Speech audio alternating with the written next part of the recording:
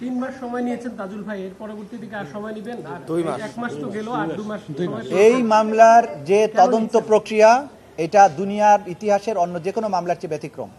কতদিন সময় লাগবে সুনির্দিষ্ট করে বলা অসম্ভব ব্যাপার। আপনারা জানেন যে এটার গ্র্যাভিটি, এটার মাত্রা এত বেশি, কতদিনের মধ্যে শেষ হবে এটা সুনির্দিষ্ট করে এখনো বলার সময় আসেনি।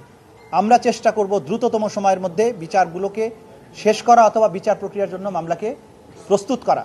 এটা আমাদের জাতীয় প্রায়োরিটি এবং এই ট্রাইব্যুনালের সাথে সম্পৃক্ত আমরা যারা আছি, প্রসিকিউটার্স, ইনভেস্টিগেটর্স, তারা দিনরাত খাটাখাটনি করছেন, পরিশ্রম করছেন। আমরা চেষ্টা করব জাতির যে এত বড়, জাতির এই জনতার উপরে, ছাত্র জনতার উপরে এবং সাধারণ মানুষ, রাজনীতিবিদদের উপরে যে নির্মম অত্যাচার করা হয়েছে গত 16 বছরে, এই বিচার যাতে দ্রুততম সময়ের মধ্যে দেয়া যায়, মানুষকে আমরা একটা প্রশান্তি দিতে পারি যে তাদের স্বজন হারানোর বেদনা, তাদের উপরে সংগঠিত যে নির্যাতন নিপীড়নের বিচার সম্ভাব্য দ্রুততম সময়ের মধ্যে হয়েছে, এই ব্যাপারে সচেষ্ট আছি।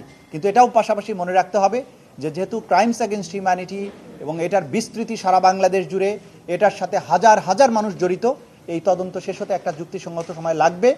আমরা যত সায়েন্টিফিক প্রসেস আছে সেগুলো ব্যবহার করছি, মামলাগুলোকে এমনভাবে নিয়ে আসছি যাতে করে কিছু মামলা অন্তত তাড়াতাড়ি শেষ করা যায়, সেগুলোর ব্যাপারেও আমরা সচেষ্ট আছি।